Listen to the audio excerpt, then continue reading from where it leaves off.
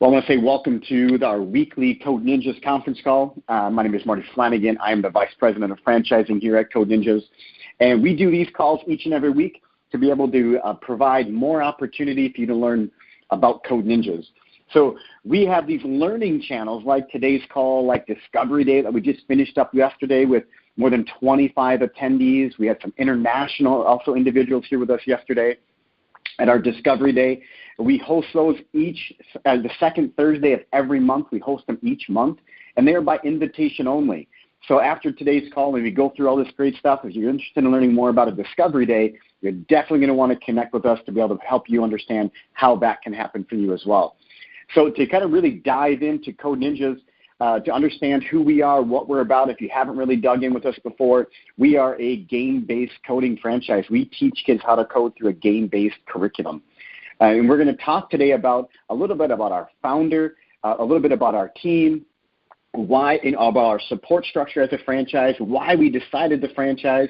We're going to talk about what it means to have competition, and we get that question a lot. We're going to talk a little bit about right now, just really about where we're going and how we've grown as a franchise. So last year at this time, we had one franchisee with one center open. Last year at this time. Now, today, we have 91 awesome franchisees within a year with 240 sold locations across the country. And those sold locations, those territories, we currently have 56 signed leases. What that means is when one of our franchisees signs a lease, they're about 90 days from opening.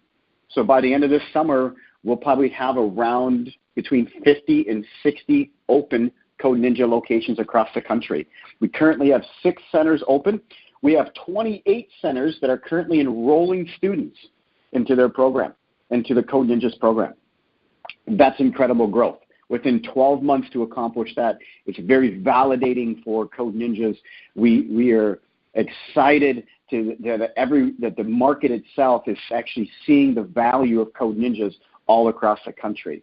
So our team and the founder, where we come from, the founder of our company, his name is David Graham. David Graham owned a consulting business for many years. He's been an entrepreneur, coder, developer his whole life. And this vision of Code Ninjas came to him as he owned and operated his school that taught adults how to code. So as he owned and operated that operated in 18 different cities for about 4.5 years, Code Ninjas came to mind and how to bring the younger generation into this whole world of coding. And really that's how it all kind of started coming together. And really thinking about this mass market appeal and how do we attract that 99% that really have no idea about the value of thinking like a coder. And that's really our purpose, is that we want our kids and our students to think like a coder. So as we brought our team together, we saw how we could bring developers, people that create games, and creating our curriculum to the franchising side of it. So as we brought this team together 1.5 years ago, we built ourselves as a franchise from day one. How could we be duplicatable? How could we scale our business? How could we grow? We understand fully that the franchisees who helps create that experience. And that experience is really what Code Ninjas focuses on. Yes, we have a world-class curriculum, which we'll touch on in a minute. Yes, we have multiple revenue sources for you as a franchisee to grow your business. Bottom line, though, is that experience. We want to be an experience for our kids, not just a curriculum. So we built ourselves as a franchise knowing that experience is going to be critical to our future success. We wanted to be a franchise because we know that entrepreneurs, you can provide a better experience on the ground in your community that you know that you're embedded into and you're a part of. You can provide a better experience for your students. That's what we come with. Our kids have fun, parents see results. We're in the parent retention business just as much as we are in the student retention business. So as we grow, people keep asking questions because we've grown so fast is, how are you going to support all your franchisees? Well, knowing that from day one, we built ourselves as a franchise, we focused on all of our internal support structure, our internal support tools, how we can scale our business, how we can support our franchisees. So as we grew our team, we focused on on understanding that we're going to have to support our franchisees. So how does our support work for our franchisees? We have our personal support, which means that you're going to have a dedicated person that's going to help you with your compliance, with your operations, with tech, right, curriculum. We also have online resource. We have Code Ninja University. We also know that collaboration is key to the success of any franchise, of how our franchisees stay connected to one another, how our franchisees work with one another.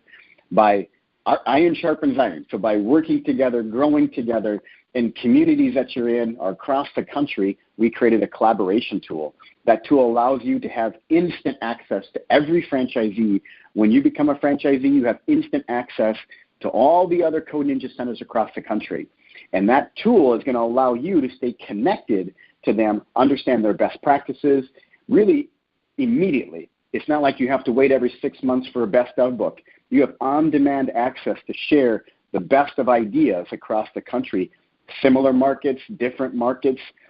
You're going to be able to collaborate and share with franchisees immediately.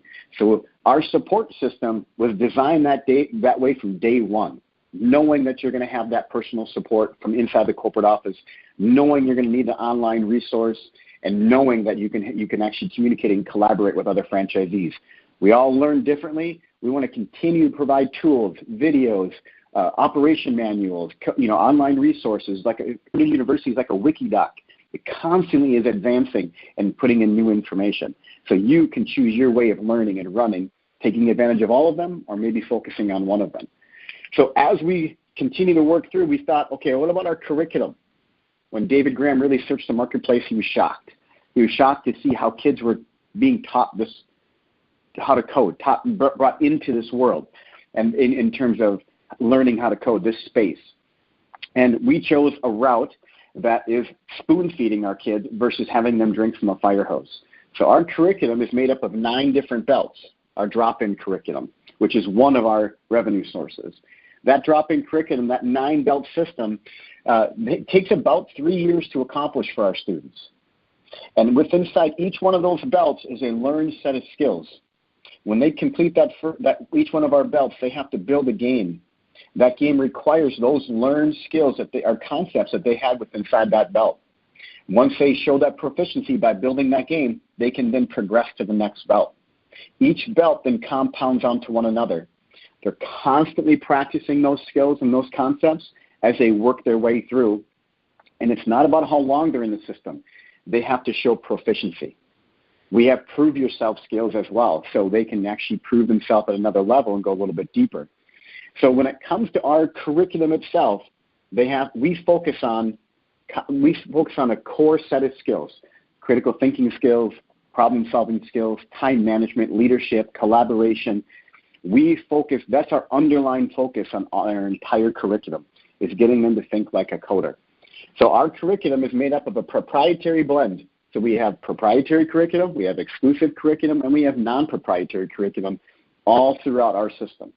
And now that 3-year system, that belt, like I said, that's one of 5 sources of revenue that we have inside of Code Ninjas. So that is our main curriculum. And it's not something that's being done in the marketplace anywhere right now. So it is something that really makes Code Ninjas stand out in terms of our overall value to our parents and to our students. So another thing we talked about is our curriculum and just how we're set up is, what about competition? I get that question all the time. Who's your competition? What about competition? Competition is always going to come up, whether it's somebody who's doing it out of their house, whether it's going to be somebody who's been doing it in the community already. Competition is going to be competition. We at Code Ninjas have just a simple approach to all competition, is that we are never going to be complacent. Our job as a franchise is to keep our curriculum, our offering so valuable to our customers and to our students that it just keeps us at the tip of the spear in the industry. Our curriculum is complete, but it's never finished. All of our revenue sources are always being polished, or always being brought forward to be able to bring a constant value to our customers. We are never going to sit back and just say, we can now relax. We can now be complacent with what we have. Complacency is not what you're going to find with inside Code Ninjas. competition is going to be competition. They're going to come into the community, but we are already thinking like somebody's across the street from us, even though they're not.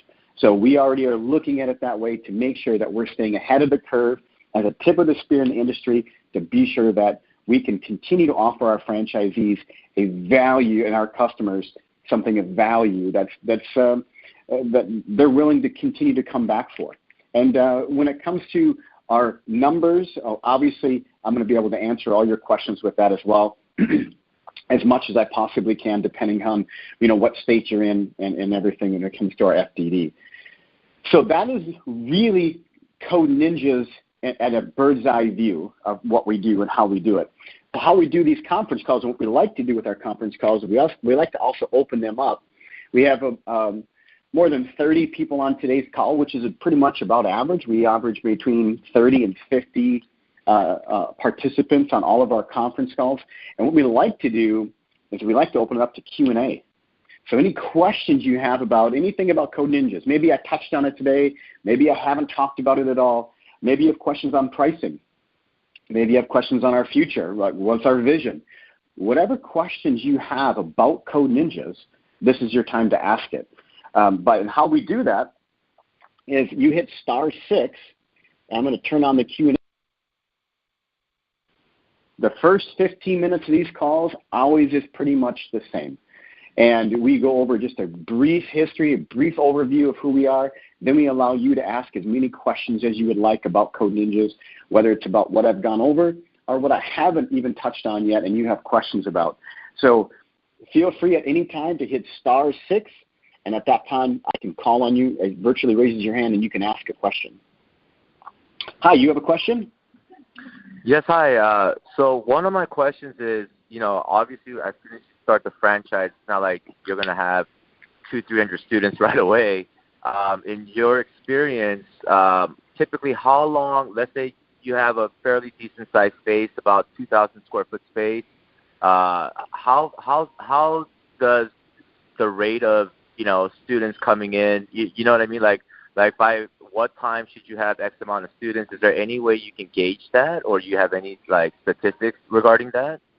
Yeah, actually we do. Now, being that we're on a conference call, and I really don't know who's listening and who's not listening, in the world of franchising, you have what they call registered states and non-registered states with the FDD.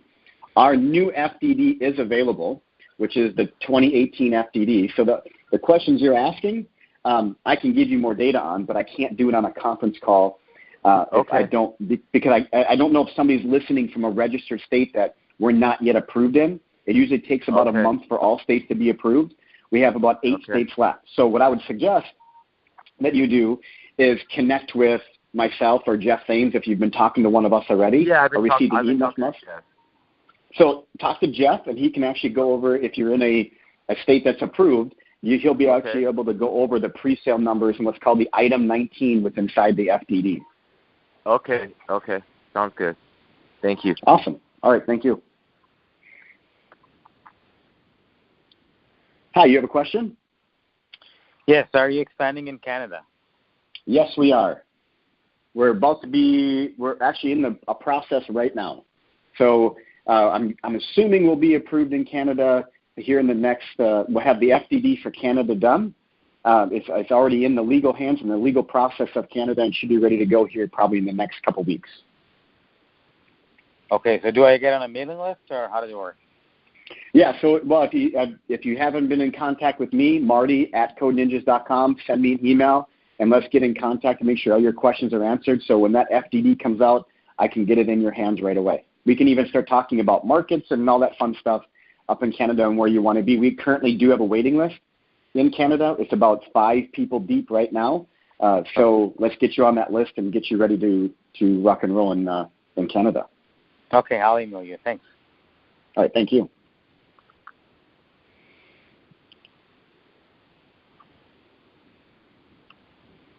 Hi, you have a question? Hi, yes, I'm calling here from California.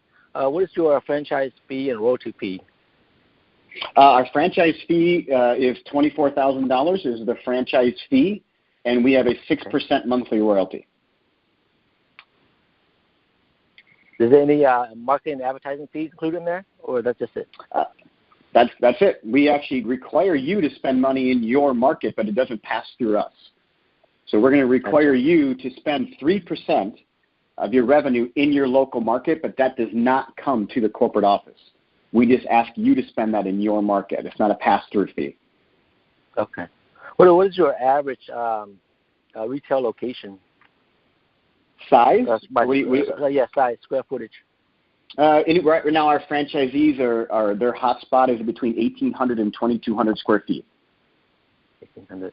That's where they're looking. Our FDD says you can go from 1,200 to 3,200 square feet.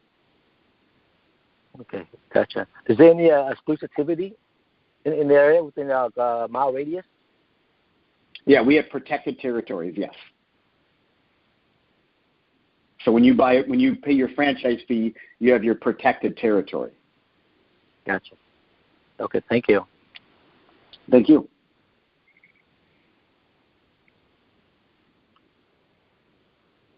Hi, you have a question?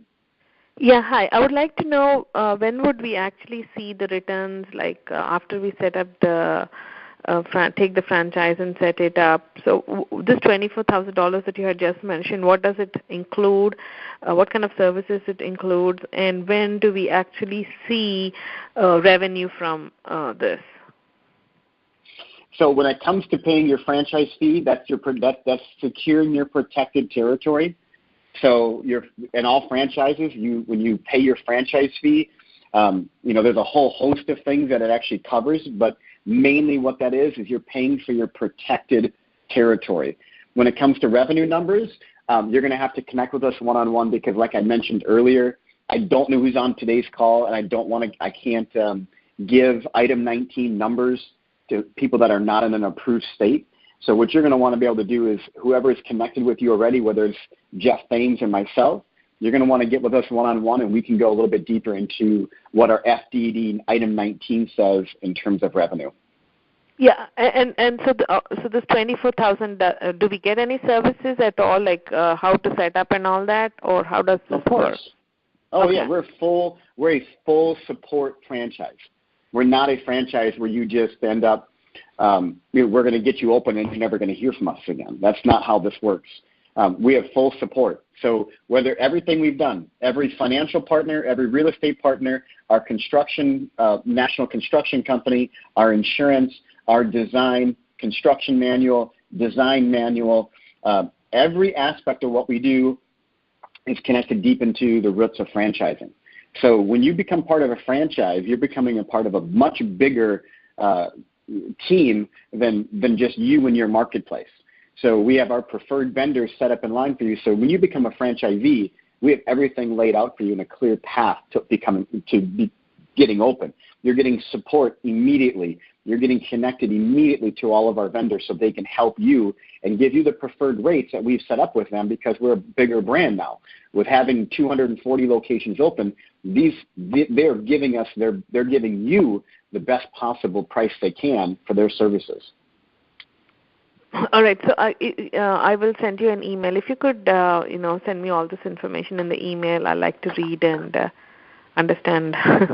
Wonderful. As long as you're in an approved state, I'll send you enough information that you'll be able to stay up all night reading it. Yeah, sure. In Illinois. I'm in Illinois. Not approved yet, so we're going to have to work around that a little bit. Not approved yet in Illinois. We were approved last year, and we're just waiting. It could be about another week. It could be today that they're going to give us the green light. We have a location sold because we were approved, but then when you update your FDD, you have to go through the approval process again. So it's just in that process. Every franchise goes through it. So we'll have to wait then. Okay. Yes. Yep. Okay. All right. Thank you. Hi. You have a question? Hi. Do you have a question?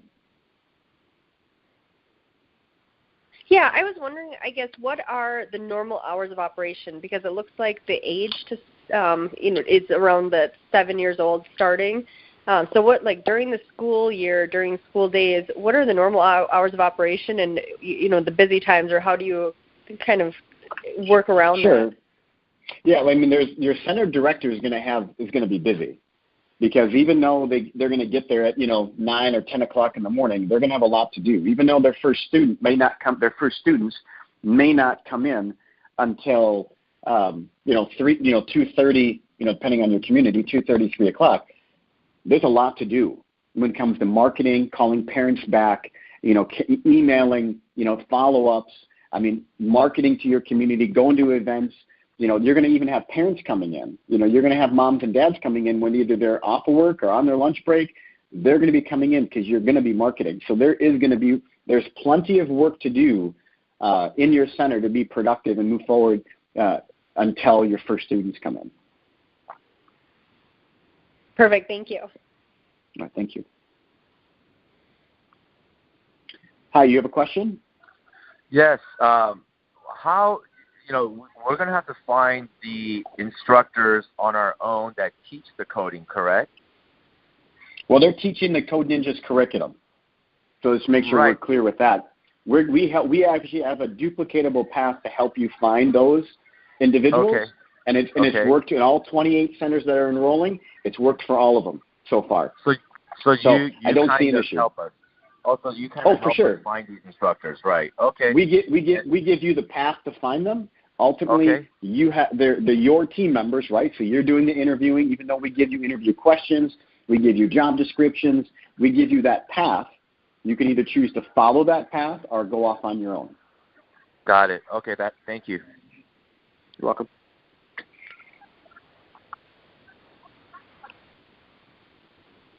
Hi, you have a question? Oh, hi. Thank you for taking your time to talk to us. How big are these territories, and are you capped on the number of territories? Our territory radiuses, depending upon the community you're going to go in, so it depends upon the demographics. We go with anywhere from a 2 to a 3 mile radius is pretty much the average right now. Capped-wise, at the number of territories, I'm not really sure what that means. Are you talking about domestically? Are you talking about North America? When you say capped at the number of territories? When I ask that, I mean, I know some franchisors will only let a franchisee own, let's say, 5 locations or 6 locations. Our top franchisee currently that has the most locations has 33. One franchisor has 33? One franchisee has locations? Correct. Wow. Where's that? All over. From Georgia, Utah, California, Nevada, Ohio, a little bit of everywhere. He's got a big team. That's a lot of power for one franchisee. Yep, we're very selective. We've actually turned away about 5 individuals that wanted to do the same exact thing, and we turned them down. Okay. So when you partner with somebody that's going to do that many locations, it has to be the right partnership. It has to be the right person.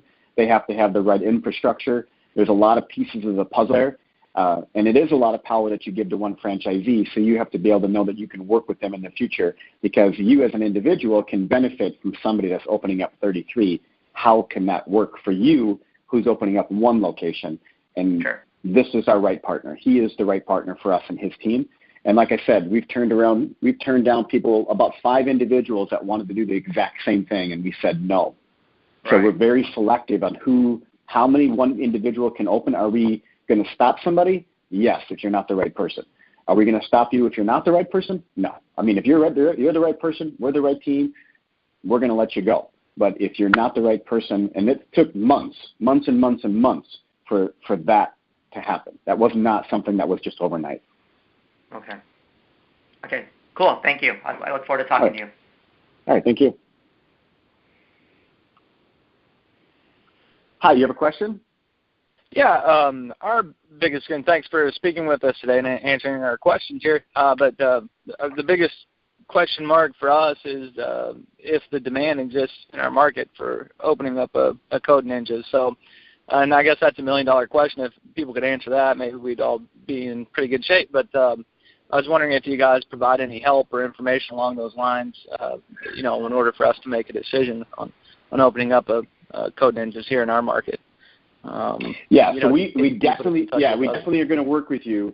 So when you look at your market, we do data mining with you. This is not something where you say, well, tell me where I can open in my market. We don't do that. We want to work with you. You know your area. better than, you're going to know your area really well. We're going to dive into our data to be able to make sure that where you're going, it makes sense. If the numbers don't make sense, you have to provide a compelling argument to those numbers not making sense. So, and we've run down this road. I mean, we started with saying you have to be which we still stick strong to, a $70,000 median household income and at least 5,000 kids in our age range inside your territory. Okay, that's what we look for. But and I can say it, the center right now that has more students than any other center is in a $46,000 median household income, but has close to 12,000 kids in our age range. Okay, so they're in a different market. They're in a different area. They're in a lower cost of living. They're in a state that has lower taxes. So there's a lot of other things that balance that out, and we took a chance, and they took a chance, and it's paying off. Now, is that going to happen in San Diego, California? I can tell you right now, no. Is it going to happen in an area in Staten Island? I'm going to tell you right now, no. Right? There's got to be the right market, right franchisee for us to go outside of our desired demographic number. So it's all a process we go through. So the count of kids, you said 70,000 median income, and then what was the number of kids? A minimum of 5,000 kids, and your protected radius. So that's our minimum. If it's going to go outside of that, then you have to provide a pretty compelling argument on why. Before we allow it. Yeah, before it's even allowed, before it goes. Yeah. Yeah. You want to throw $24,000 at us? I'm going to tell you to keep your money until you can prove and show me and give me a compelling argument on why I need to go to why I should approve it. I approve all our territories. So for me, you have to provide a pretty compelling argument for me to say, Marty, this is why you need to let me open a Code Ninjas here, even though it doesn't fit these demographics. This is why you need to let me do it. It's got to be pretty compelling because I've been in franchising for 15 years. I've worked with thousands of franchisees, and I'm in it for your success just as much as you are, and I'm not going to let you go into the market if I don't think you're going to make it happen. Great. Thank you very much. Thank you. Hi, you have a question? Hi, I was wondering if your territories in Western Chicago are already taken? So in Chicago, what I would suggest is it's not a approved state yet. It was approved, like I said, in 2017, and now we've updated our FDD, so we're submitted for the renewal in the state of Illinois about 2 weeks ago. I'm assuming we're going to hear. It usually takes about a month or so.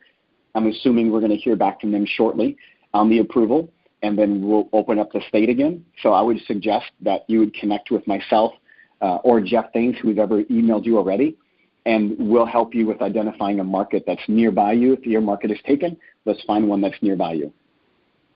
Okay.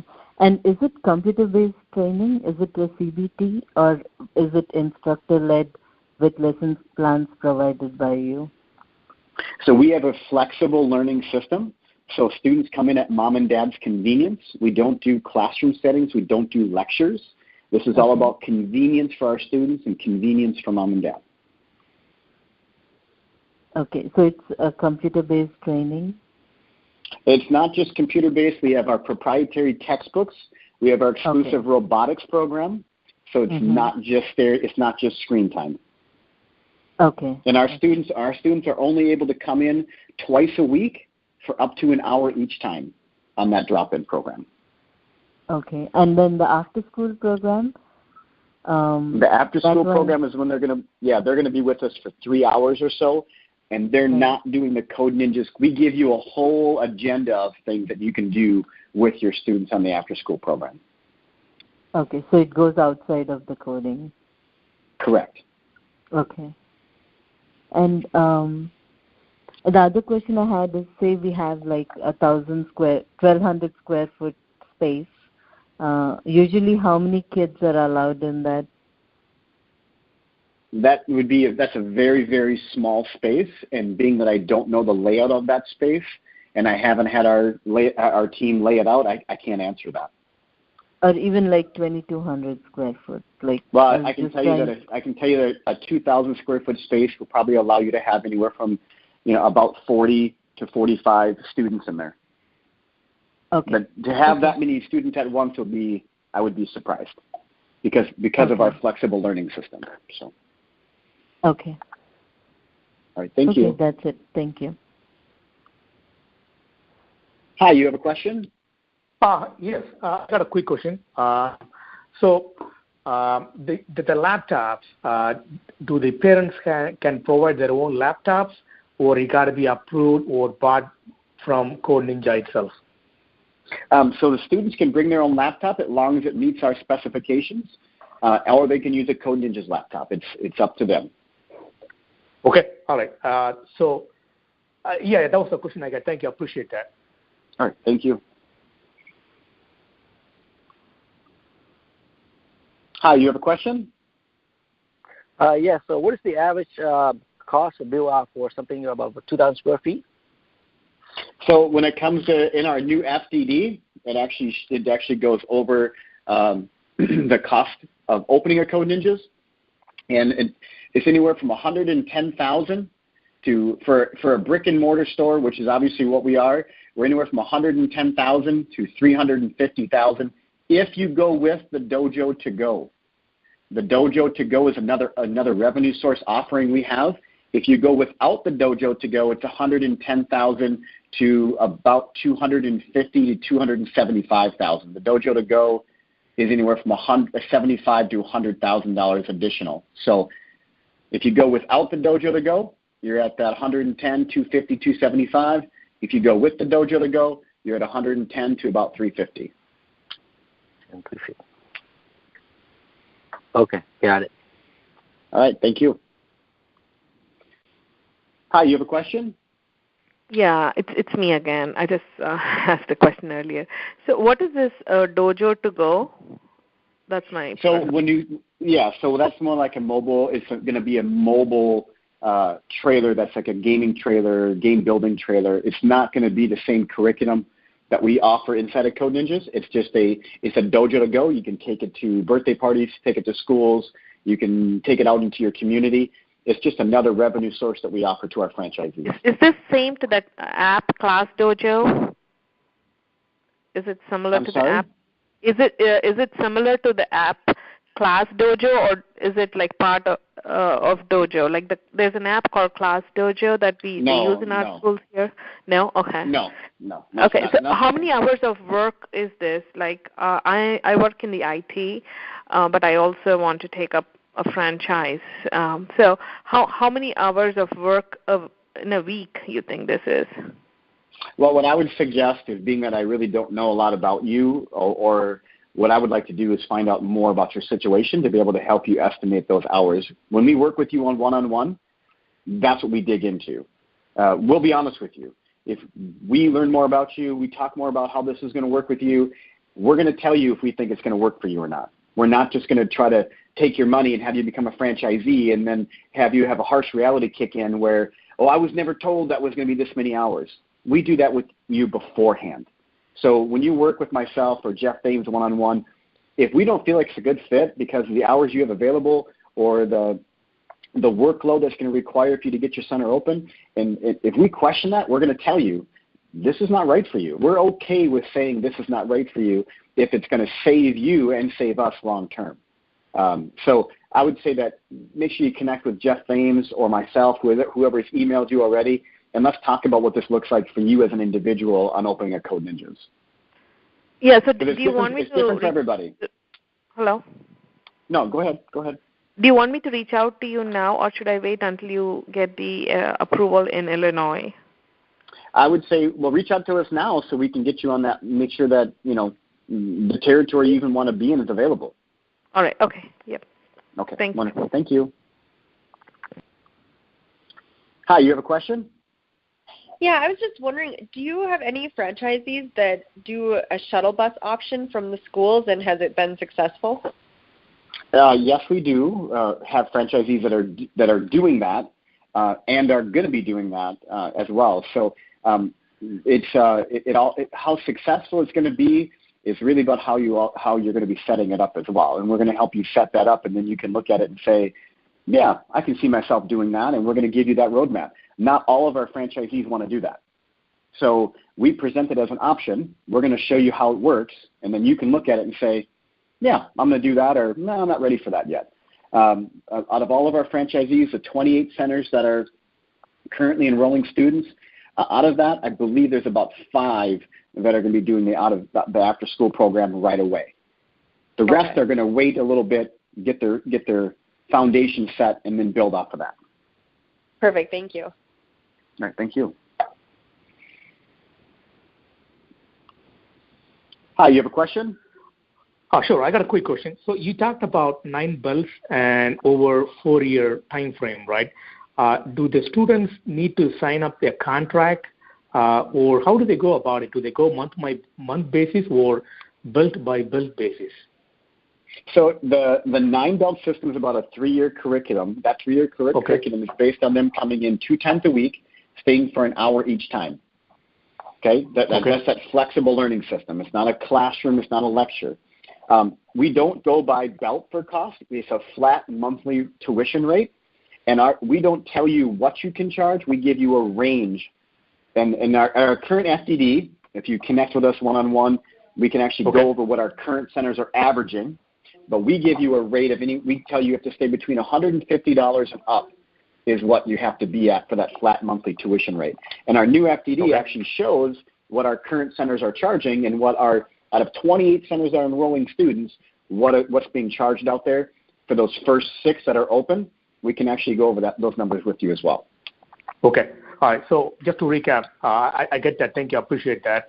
So the students or the parents, they don't need to sign any contract. If they like it, they can keep on continuing. If they don't like it, they can drop off. Yes. So here's how it would work. We have options, right? So you can do a month-by-month option with a 30-day cancellation notice. You can do 3 months, 6 months, 12 months. So they're committing to you for 3 months, 6 months, or 12 months, and that would give it a plus or minus rate on there. They would get a discount. They can also pay in full for 3 months, 6 months, or 12 months. So the parent would just come in and pay 12 months up front. Happens more often than you'd think. Happens quite often, actually. So you have options as a franchisee. This is only one of the revenue sources. There's multiple layers here, and that you can offer to a parent to customize for their budget, their schedule, what they're looking to accomplish. You're going to have some people walk in the front door saying, it's not a choice. My kid has to learn how to do this. I'm going to pay you 12 months up front. Awesome. Yep. Okay, good. So if somebody wants to have an accelerated program in a short time or whatever their need is, they can come in many times a week, and they can go at their own pace. But they can't come in as much as they want in a week. They have to stick to that 2 times a week, and they come in an hour each time. Some of our franchisees are working with their parents because their students because, let's say, they go on vacation for a week and they want to make up that time. So they can then come in and say, okay, well, the next couple of weeks you can come in 3 times a week and stay for an hour each time. We don't want to have that burnout rate happen. Too much of any good thing can turn bad, right? We don't want to burn them out. We want them to keep focused. And for an example, at our next conference, we have our conference where all of our franchisees come together, so it's called NinjaCon, and we're having a conference. And at this conference, we actually have a world-renowned, child psychologist coming in to teach our franchisees about motivation for kids, about the facts behind how kids stay motivated, how these little wins are important for them. So we're constantly providing education for you as a franchisee as well at our conferences that go way deeper than just coming to new franchisee training. Okay. All right. Thank you. Awesome. Thank you. Hi, you have a question? Yes, I have 3 questions. I'll just state all of them, and you can pick whichever order you want to answer. Sure. And if you can speak a little bit louder, speak a little bit louder so I can hear you, please. Okay. You mentioned 5 sources of revenue. Could you just kind of go over them one more time, recap them? That's one. And could you describe what a typical day of a franchisee owner looks like? And third question is, compared to all the online apps that you could sign up for, like subscription apps, or any of Kuman or any of the existing franchisees? How is this different? What is the thing, the differentiating factor for you guys? So these are my two questions, if you can answer them. Yeah, great. Thanks for asking the question. So revenue-wise, our revenue sources, if you have the Dojo to Go, there's actually 6. But we have our drop-in program, we have our Parents' Night Out, we have our after-school program, we have birthday parties, and we have our camps. Camps are not just summer camps. Camps are winter break, spring break, whenever there's not school, camps. And we have an elaborate marketing program behind that helps you structure and plan out what camps are what. We have newsletters, everything that dials that in. The 6th source of revenue would be the Dojo to Go. So those 6 sources of revenue, and we're constantly evaluating how we can incorporate more. The day-to-day, I don't have any idea about you and what you're planning. I don't know if you're going to be an owner-operator. I don't know if you're going to be keeping your full-time job and going to be off-site. I don't know if it's going to be in the same state. I don't know how close it's going to be to your home. There's a whole host of questions that I need to have answered before I can talk to you about your day-to-day. I can tell you that we actually have a day-to-day program and structure for whoever is going to be operating your center. So when it comes to working on your business versus working in your business, which are 2 different things, we help you with both of those. Working in your business, we actually have an hour-by-hour breakdown for what you do with your day.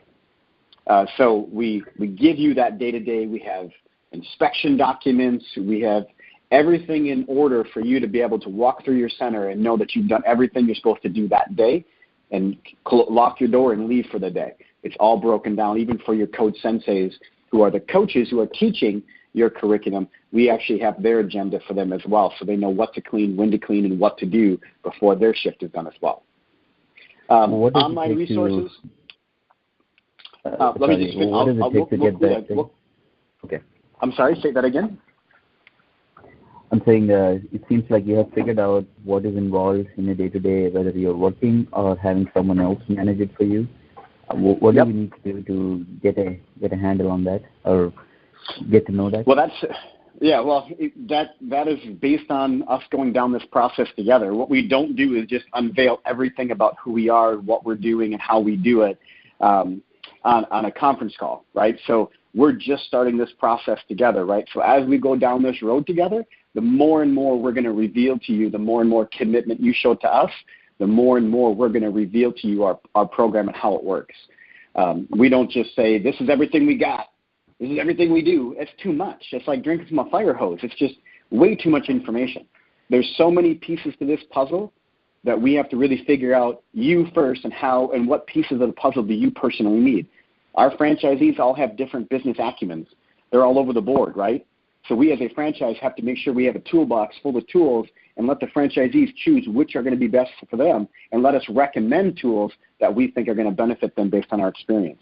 So when we talk about your day-to-day, there's a lot of unanswered questions there. I really need to figure you out first before I can help you with understanding your day-to-day. The last question you had, which was that online resource, like Kuman. Well, Kuman doesn't offer coding, so that doesn't really even apply.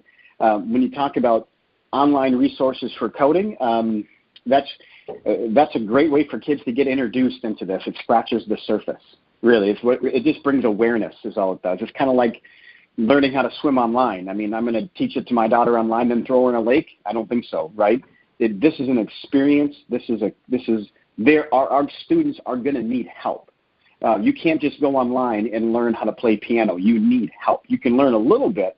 You can see if you're interested in it, but you are going to need help. You need help to understand how you're doing this correctly, how you're not doing it correctly. You are going to get stuck. No online curriculum lasts 3 years. None. There's not a program on the market that lasts that long. We understand that students are going to come and go. So our curriculum goes to a place to where they can come back in. If they take a 2 months off, 3 months off, they can come back in. We're constantly thinking about and knowing that there's going to be attrition. People are going to leave. Well, how can we bring them back into the fold at a later date if new curriculum, new offerings, new summer camps to get them to come back in later on and pick up where they left off? But again, our curriculum is made up of little wins. Those little wins give them a feeling of success and they can continue to move forward. It's not just about here's everything you need to do and figure it out, right? That's not how this works. That's what online does. This is an experience. This is a culture. They're going to be a part of something. They can create teams within inside the center. They can create teams outside the center. So the skills and what they're going to be doing here is not just about coming in, sitting in front of the computer and learning how to code, right? We're not trying to teach professional JavaScript writers, right? We're trying to teach kids how to think like a coder, be a part of a team and collaborate and provide leadership where needed. We have team events as well inside of our system. So, thank you. All right, thank you. Hi, you have a question?